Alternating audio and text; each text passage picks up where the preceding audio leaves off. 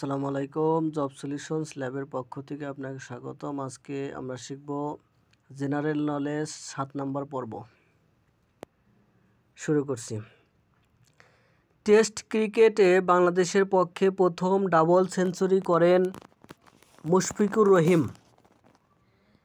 বাংলাদেশের প্রথম test cricket দলের অধিনায়ক ছিলেন নাইমুর রহমান। বাংলাদেশের কোন বোলার টেস্ট ক্রিকেটে হ্যাটট্রিক করেন? অলোক কাপালি। বিশ্বকাপ ক্রিকেট কোন দলের বিরুদ্ধে প্রথম জয়লাভ করে? স্কটল্যান্ড। বাংলাদেশ বিশ্বকাপ ক্রিকেট প্রতিযোগিতায় প্রথম যে দেশের বিরুদ্ধে ম্যাচ খেলেছিল? নিউজিল্যান্ড। টেস্ট ক্রিকেট বাংলাদেশের পক্ষে প্রথম ডাবল সেঞ্চুরি করেন মুশফিকুর রহিম। বাংলাদেশ কত সালে ক্রিকেট টেস্ট স্ট্যাটাস লাভ করে? 26 জুন 2000 সালে। প্রথম আইসিসি ট্রফিতে বাংলাদেশ দলের অধিনায়ক ছিলেন শফিকুল হক হীরা। বাংলাদেশের পক্ষে ওয়ানডে অভিষেকে কোন ক্রিকেটার 5 উইকেট পেয়েছেন? Mustafizur Rahman. Bangladesh cricket one day status লাভ করে 1997 সালে। বাংলাদেশ প্রথম আন্তর্জাতিক ওয়ানডে ম্যাচ জয় করে 17 মে 1998 সালে। বাংলাদেশ কততম টেস্ট প্লেয়িং দেশ হিসেবে স্বীকৃতি পেয়েছে?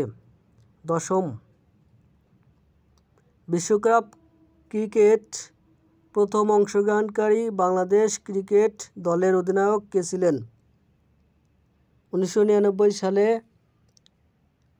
ইংল্যান্ডে অনুষ্ঠিত বিশ্বকাপে বাংলাদেশ ক্রিকেট দল প্রথম অংশগ্রহণ করে। সেই দলের অধিনায়ক ছিলেন আমিনুল ইসলাম বুলবুল।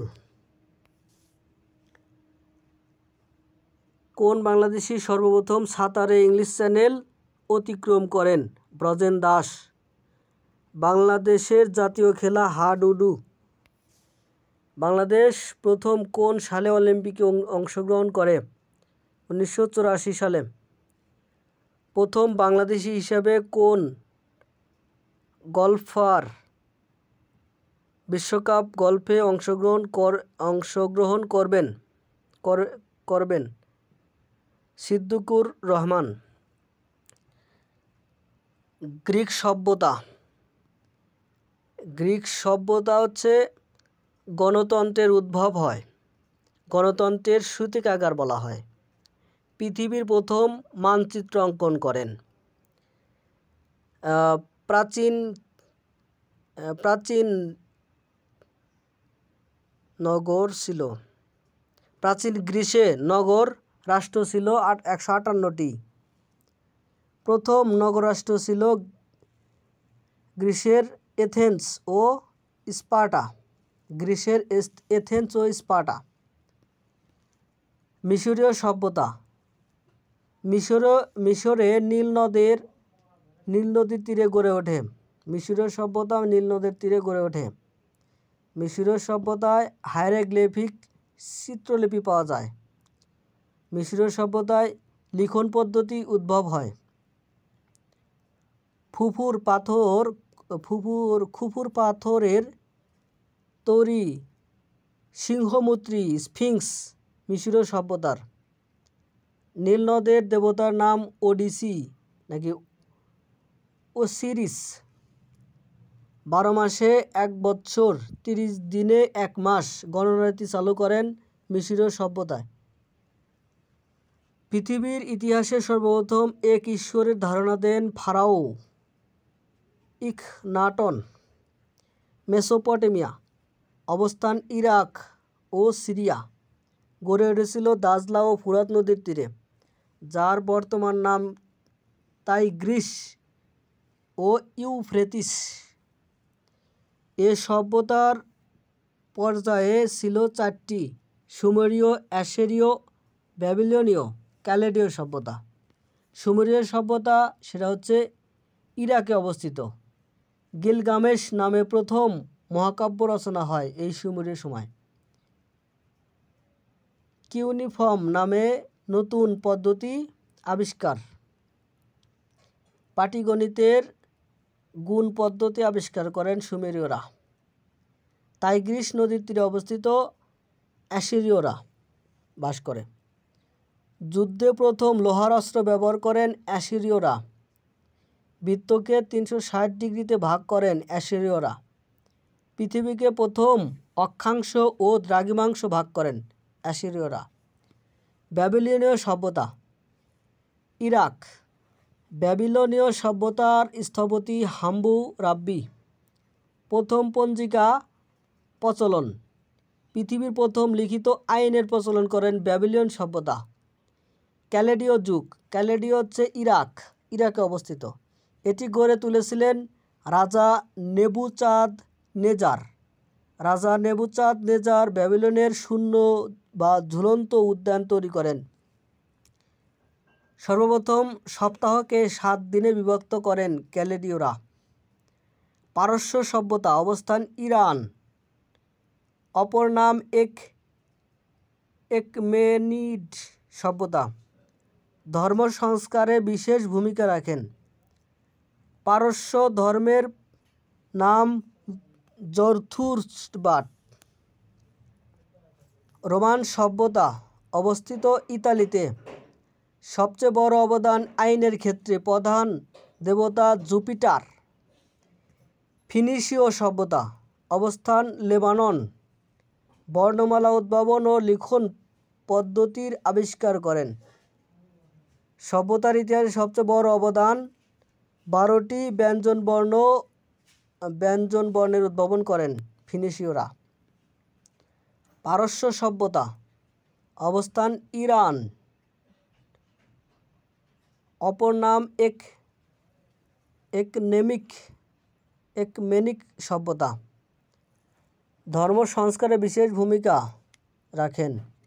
পারস্য ধর্মের নাম ছিল জরথুস্ট্রবাদ। হিব্রু সভ্যতা। অবস্থান ছিল ইসরায়েল ও ফিলিস্তিন। গ্রিক মূলত হিব্রু মূলত ভাষার নাম। হিব্রু মূলত ভাষার নাম, যার অর্থ যাযাবর এবং নিম্ন শ্রেণী। আচ্ছা, বড় অবদান ধর্মের ক্ষেত্রে। প্রধান ধর্মীয় নেতা হযরত মুসা আলাইহিস সালাম। পুরাতন টেস্টামেন্টে বিশ্বাসী। ঈশ্বরের আরাধনার কথা সর্বপ্রথম প্রচার করেন। সিন্ধু সভ্যতা। অবস্থান পাকিস্তান। আবিষ্কার হয় 1922 সালে। দ্রাবিড় জাতি কর্তৃক সিন্ধু সভ্যতা প্রতিষ্ঠিত হয়। তাম্রযুগের সভ্যতা। সিন্ধু নদীর তীরে গড়ে ওঠে। আবিষ্কৃত 2টি নগর হরপ্পা ও মহেঞ্জোদারো। বড় অবদান পরিকল্পিত নগর ব্যবস্থা উদ্ভাবনে। চৈনিক সভ্যতা।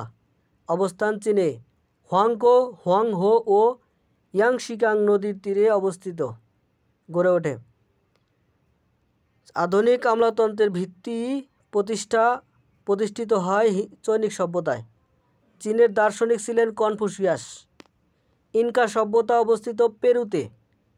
দক্ষিণ আমেরিকার সভ্যতাগুলোর সম্মিলিত নাম আন্দীয় সভ্যতা। দক্ষিণ আমেরিকার গুরুত্বপূর্ণ সভ্যতা ইনকা সভ্যতা। চিমুর সভ্যতা। মুইজকা সভ্যতা। কারাল সভ্যতা। পৃথিবীর দীর্ঘতম পর্বতমালা দক্ষিণ আমেরিকার আন্দিজ পর্বতমালা। ইনকা সভ্যতা একটি গুরুত্বপূর্ণ নিদর্শন মাচু পিচ্চু। সরকারি কর্ম কমিশন একটি সাংবিধানিক, স্বাধীন এবং স্বতন্ত্র প্রতিষ্ঠান। সংবিধানের যে অনুচ্ছেদে অনুসারে কমিশন গঠনের কথা বলা হয়েছে সেটা হচ্ছে 137 নং অনুচ্ছেদ। সরকারি কর্ম কমিশনের প্রধানের পদবি চেয়ারম্যান। প্রথম চেয়ারম্যান ছিলেন ডক্টর AKM বজলুল করিম। উপমহাদেশে প্রথম সরকারি কর্ম কমিশন প্রতিষ্ঠিত হয় 1926 সালে। দুর্নীতি দমন কমিশনকে সংক্ষেপে দুদক বলা হয়। একজন চেয়ারম্যান এবং 2 জন কমিশনার নিয়ে দুদক গঠিত হয়। দুদকের প্রথম চেয়ারম্যান বিচারপতি সুলতান হোসেন খান। বাংলাদেশ সরকারি কমিশন অবস্থিত পুরাতন বিমানবন্দর তেজগাঁও। দুদকের কার্যালয় ঢাকার সেগুনবাগিচায়। স্বাধীন দুর্নীতি দমন কমিশন এর অধীন প্রথম মামলা হয় বরিশালে। প্রধান নির্বাচন কমিশনার নিয়োগ দেন রাষ্ট্রপতি। দেশের প্রথম প্রধান নির্বাচন কমিশনার ছিলেন বিচারপতি এম ইদ্রিস। নির্বাচন কমিশন একটি স্বতন্ত্র ও নিরপেক্ষ এবং সাংবিধানিক প্রতিষ্ঠান। ভোটার তালিকাভুক্ত হতে যোগ্যতা থাকতে হয়, বাংলাদেশের নাগরিক হতে হবে, বয়স 18 হতে হবে। নির্বাহী বিভাগ হতে আলাদা করে স্বাধীন বিচার বিভাগ পৃথক করা হয় 1 নভেম্বর 2007 সালে। বাংলাদেশের সর্বোচ্চ আদালতের নাম সুপ্রিম কোর্ট। সুপ্রিম কোর্ট বিচারপতির অবসরের বয়সসীমা 67 বছর। প্রধান বিচারপতির পরামর্শক্রমে অন্যান্য বিচারপতিদের নিয়োগ করেন রাষ্ট্রপতি। আইন বিভাগের কাজ আইন প্রণয়ন করা, আইন সংশোধন করা, আইন পরিবর্তন করা। সংসদীয় সরকার ব্যবস্থায় শাসন বিভাগ তার কাজের জন্য আইন বিভাগের নিকট দায়ী থাকে। বার্ষিক বাজেট পেশ সহ যাবতীয় সরকারি নীতি নির্ধারণ করেন। সংবিধান প্রস্তুত, সংশোধন এবং সংযুক্তি এবং বিয়োজন করার ক্ষমতা রাখেন আইন বিভাগ। শাসন বিভাগের কাজ প্রচলিত আইন অনুযায়ী শাসন কার্য পরিচালনা করা। সংসদীয় সরকার ব্যবস্থায় শাসন বিভাগের সদস্যরা মন্ত্রী আইনসভায় বিচারপতিদের নিয়োগ করে। রাষ্ট্রের সার্বভৌমত্ব রক্ষা, পররাষ্ট্র সংক্রান্ত কার্যাবলী সম্পাদন, কর ধার্য ও আয়ের ব্যবস্থা গ্রহণ। বিচার বিভাগের কাজ আইন অনুযায়ী মামলা বিচারকার্য করা, আইন ও সংবিধানের ব্যাখ্যা প্রদান, সংবিধানের সংরক্ষক ও অভিভাবক, জনগণের মৌলিক অধিকার রক্ষা, বিদেশি নাগরিককে নাগরিকত্ব প্রদান। বাংলাদেশে বিচার বিভাগ সরকারের নির্বাহী বিভাগ থেকে আলাদা হয়ে স্বাধীন বিভাগ হিসেবে স্বীকৃতি লাভ করে 1 নভেম্বর 2007 সালে। সুপ্রিম কোর্টে বিভাগ আছে 2টি। গণতন্ত্রের সবচেয়ে গুরুত্বপূর্ণ রক্ষাকবচ হল বিচার বিভাগের স্বাধীনতা। 39তম BCS। বাংলাদেশের প্রধান বিচারপতি নিয়োগ দেন কে? রাষ্ট্রপতি। বাংলাদেশের আপিল বিভাগের মোট বিচারক কতজন? 11 জন। প্রধানমন্ত্রীর নিয়োগের বাইরে রাষ্ট্রপতি প্রধানমন্ত্রীর পরামর্শ ব্যতীত কোনো কাজ এককভাবে করতে পারেন। প্রধান বিচারপতি নিয়োগ করতে পারেন। মন্ত্রণালয় ও তার বিভাগসমূহের অফিসগুলোকে একত্রে বলা হয় সচিবালয়।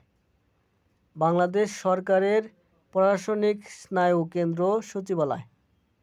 মন্ত্রণালয়ের প্রশাসনিক প্রধানকে বলা হয় সচিব। মন্ত্রণালয়ের নির্বাহী কর্মকর্তাকে বলা হয় মন্ত্রী। রাষ্ট্রপতি ও প্রধানমন্ত্রী সচিবালয়ের প্রধান মুখ্য সচিব। সিটি কর্পোরেশনের প্রধানের পদবি মেয়র। পুলিশ বিভাগের প্রধানকে বলা হয় আইডিজি। মেট্রোপলিটন পুলিশের প্রধানকে বলা হয় পুলিশ কমিশনার। পুলিশের সবচেয়ে বড় কর্মকর্তাকে বলা হয় inspector general of police. Bangladesh সরকারের নির্বাহী প্রধান হলেন প্রধানমন্ত্রী। পৌরসভার নির্বাহী প্রধানকে বলা হয় মেয়র।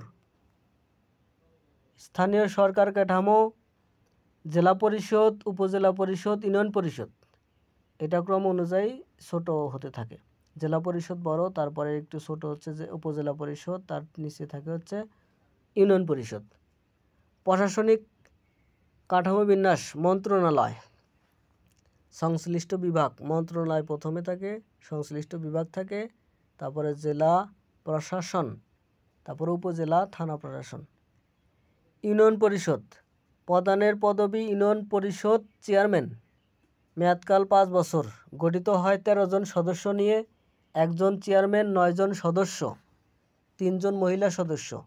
সংরক্ষিত মহিলা আসন সংখ্যা 3টি।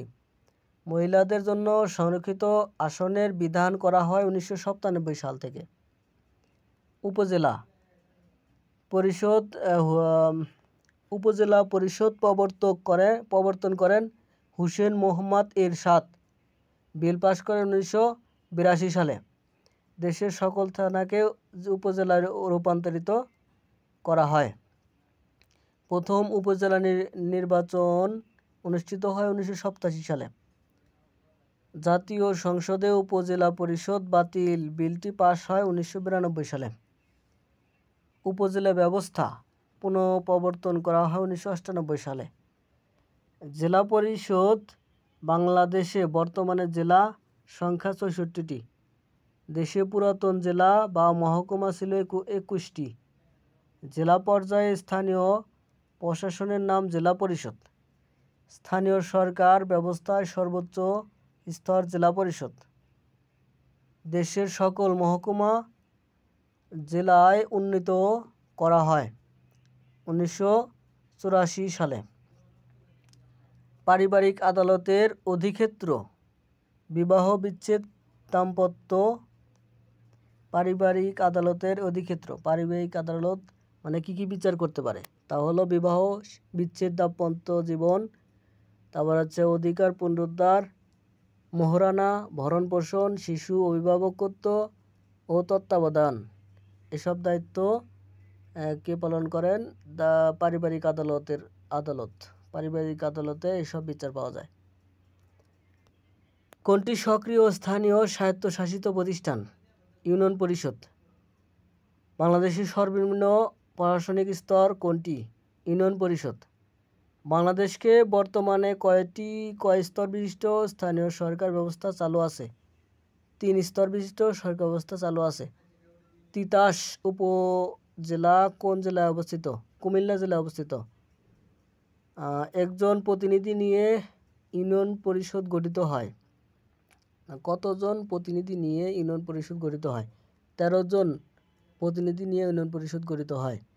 1 জন চেয়ারম্যান, 9 জন সাধারণ সদস্য, 3 জন সংরক্ষিত মহিলা সদস্য।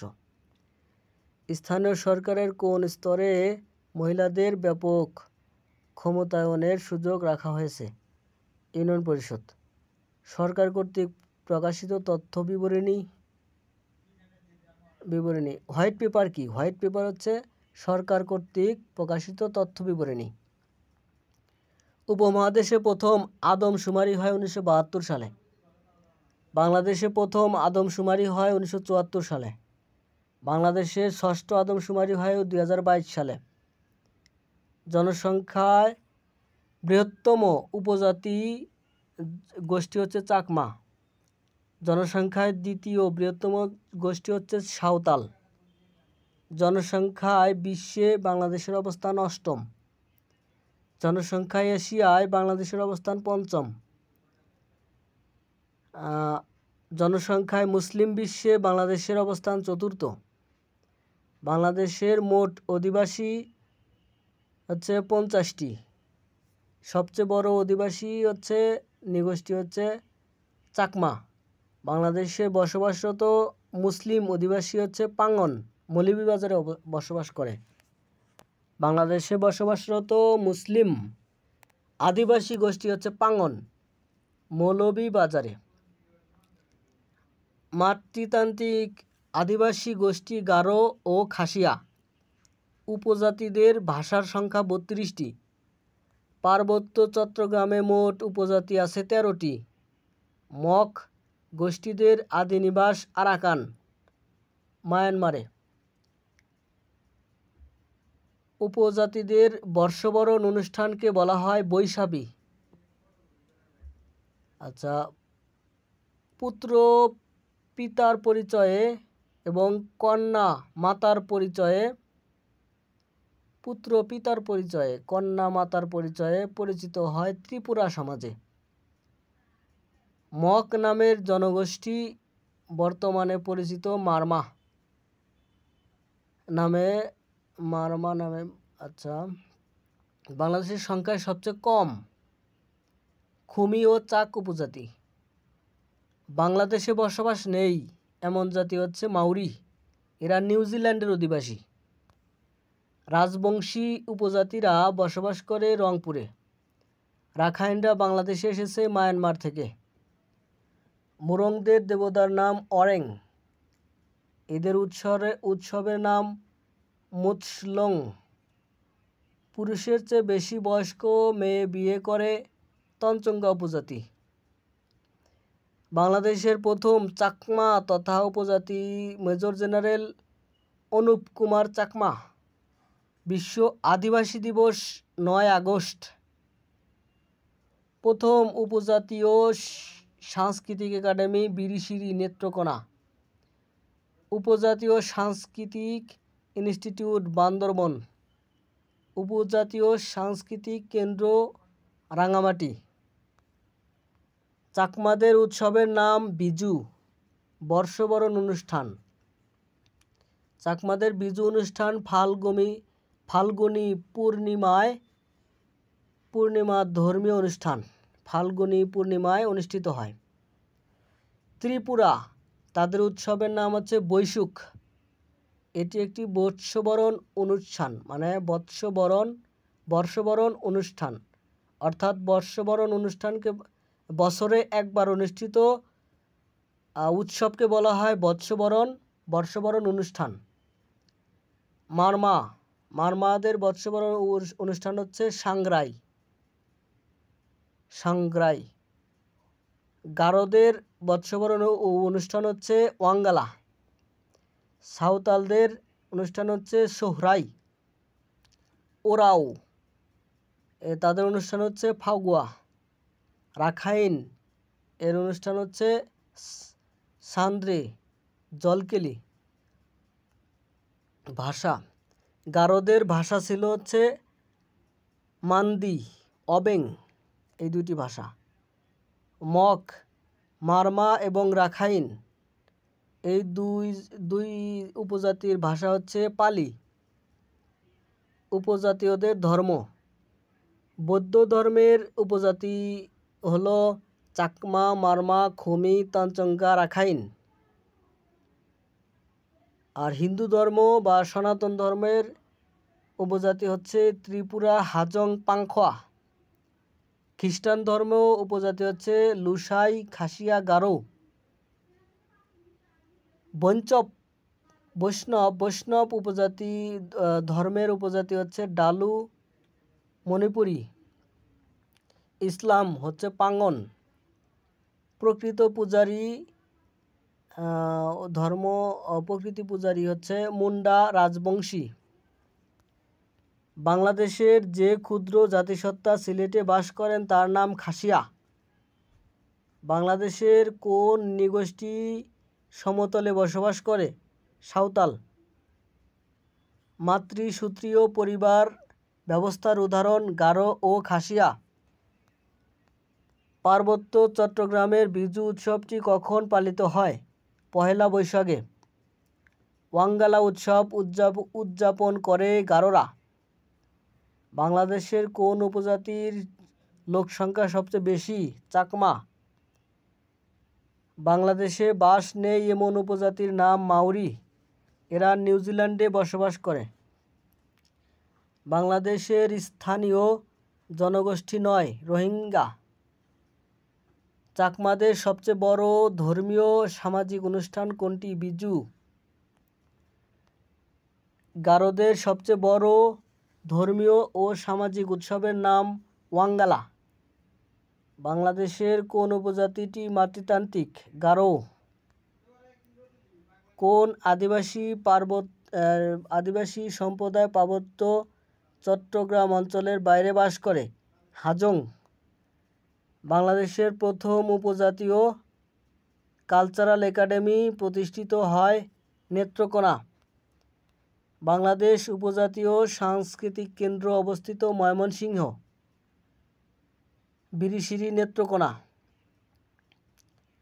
জলকেলি কাদের উৎসব? রাখাইন। কোন নৃগোষ্ঠী বাংলাদেশে বসবাস করে না? নাগা। নাগা হচ্ছে ভারতের নাগাল্যান্ডে রাজ্যে বাস করে নাগা উপজাতি। বাংলাদেশের ত্রিপুরা আদিবাসী গোষ্ঠী কোন ধর্মবিশ্বাস অনুসারী? হিন্দু ধর্ম, সনাতন ধর্ম। ত্রিপুরা, তাদের ধর্ম হচ্ছে হিন্দু, সনাতন ধর্ম। গারো উপজাতি কোন জেলায় বাস করে? ময়মনসিংহ। বাংলাদেশে প্রথম আদমশুমারি অনুষ্ঠিত হয় 1974 সালে। বাংলাদেশে কখন থেকে বয়স্ক ভাতা চালু হয়? 1978 সালে। বাংলাদেশে বসবাসকারী কোন উপজাতিরা মুসলমান? পাঙ্গন। হাজংদের অধিবাস কোথায়, বসবাস কোথায়? নেত্রকোনা, ময়মনসিংহ। খাসিয়া গ্রামগুলো কি নামে পরিচিত? পুঞ্জি। কোন বাংলাদেশি উপজাতির পারিবারিক কাঠামো পিতৃতান্ত্রিক? গারো নাকি মারমা? খাসিয়া গারো। খাসিয়া গারো হচ্ছে মাতৃতান্ত্রিক, মারমা হচ্ছে পিতৃতান্ত্রিক। আচ্ছা, গারো, খাসিয়া, মারমা এটা হচ্ছে মাতৃতান্ত্রিক হবে।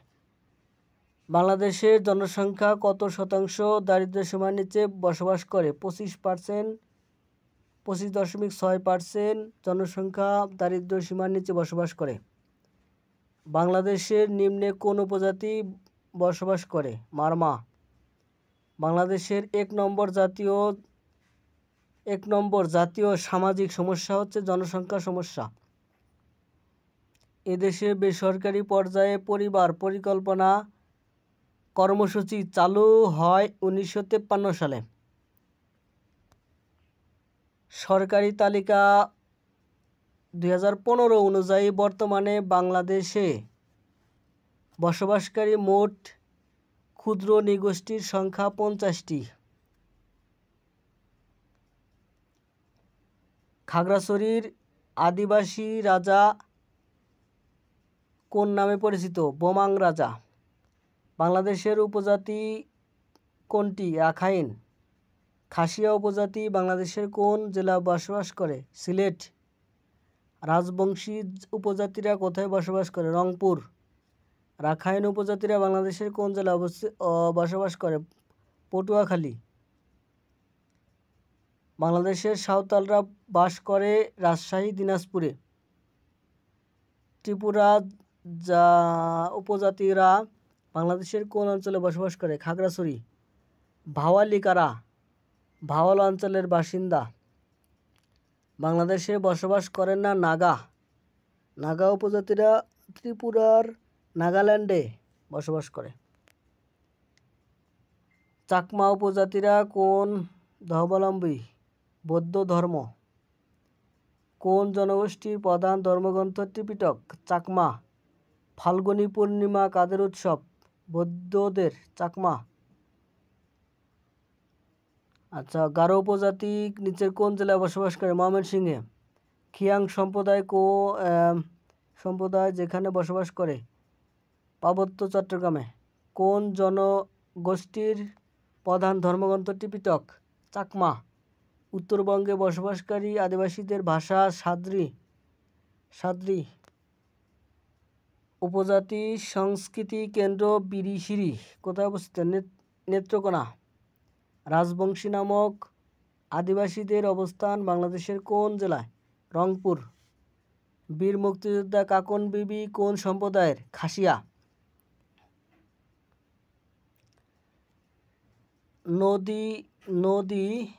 নদী ও পানি ব্যবস্থাপনা সম্পর্কিত কিছু তথ্য নিচে দেওয়া হলো।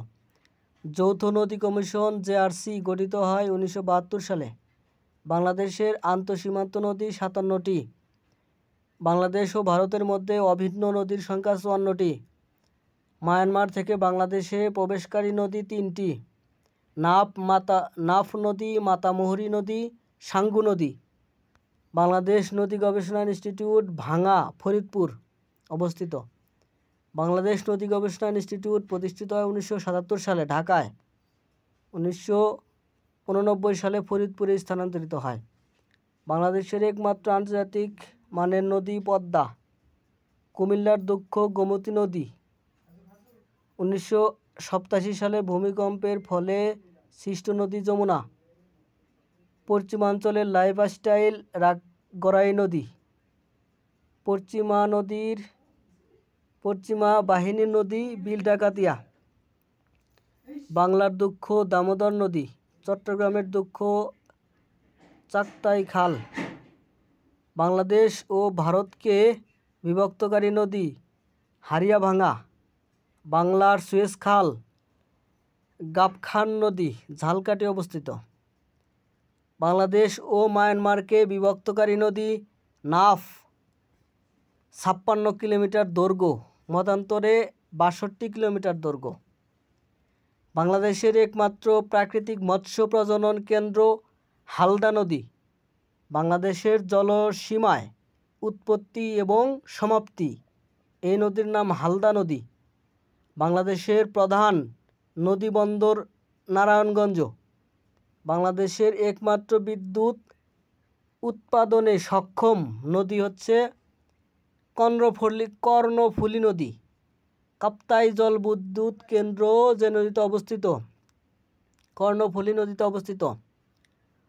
ব্রহ্মপুত্র নদের একমাত্র প্রবাহ যে নামে পরিচিত যমুনা। ব্রহ্মপুত্র নদের বর্তমান প্রবাহ যে নামে পরিচিত তা হচ্ছে যমুনা। ব্রহ্মপুত্র নদের ভারতীয় অংশের নাম ডিহি। ব্রহ্মপুত্র নদের তিব্বতীয় অংশের নাম শানপো। যে নদীটির নামকরণ করা হয়েছে একজন ব্যক্তির নামে, তার নাম হচ্ছে রূপসা নদী। যে নদীর নামে জেলার নামকরণ করা হয়েছে সেটা হচ্ছে ফেনী নদী। বাংলাদেশ থেকে ভারতে গিয়ে পুনরায় বাংলাদেশে ফিরে এসেছে এমন নদী 4টি। তা হচ্ছে আত্রাই, মহানন্দা, পুনর্বরভা, টাঙ্গন। চলন বিলের মধ্য দিয়ে প্রবাহিত নদী আত্রাই নদী। বাংলাদেশ থেকে ভারতে প্রবেশকারী একটি নদী, তার নাম হচ্ছে কুলিক নদী। উৎপত্তিস্থলে মেঘনা নদীর নাম বরাক। নদী ভাঙ্গনের সর্বশান্ত জনগণকে বলা হয় শিকস্তি। নদী ভাঙ্গনের সর্বশান্ত জনগণকে বলা হয় শিকস্তি। নদীর চর জাগলে যারা চাষাবাদ শুরু করে তাদের বলা হয় পয়ন্তী। নদীর চর জাগলে যারা চাষাবাদ শুরু করে তাদের বলা হয় পয়ন্তী। জীবন্ত সত্তা, লিভিং এন্টিটি মর্যাদা পাওয়া দেশের প্রথম নদী তুরাগ নদী। নদ নদী উৎপত্তি স্থল সম্পর্কে তথ্য। পদ্মা নদী হিমালয় গাঙ্গোত্রী হিমবাহ থেকে উৎপত্তি। সাঙ্গু নদীর উৎপত্তি ময়মনসিংহ। সাঙ্গু নদী এর উৎপত্তি মায়ানমার বাংলাদেশ সীমানায় অবস্থিত আরাকান পর্বত থেকে উৎপত্তি হয় সাঙ্গু নদী। ভারতের সিকিম রাজ্যের পার্বত্য অঞ্চল থেকে উৎপত্তি হয় করতোয়া নদী। খাগড়াছড়ি জেলার বাদনাতলি পর্বতশৃঙ্গ থেকে উৎপত্তি হয় হালদা নদী। নাগা মণিপুরী পাহাড়ের মাও সংসা অংশ থেকে উৎপত্তি হয় মেঘনা নদী। মায়ানমারের আরাকান পর্বত থেকে উৎপত্তি হচ্ছে নাফ নদী। ভারতের মিজোরাম রাজ্যের লুসাই অংশ থেকে কর্ণফুলী নদী। তিব্বতের কৈলাস শৃঙ্গ থেকে উৎপত্তি হয় ব্রহ্মপুত্র নদী। পার্বত্য ত্রিপুরা থেকে উৎপত্তি হয় ফেনী নদী। ভারতের সিকিম পর্বত থেকে উৎপত্তি হয় তিস্তা নদী। ধন্যবাদ সাথে থাকার জন্য। যদি ভিডিও ভালো লেগে থাকে অবশ্যই সাবস্ক্রাইব করে পাশেই থাকবেন।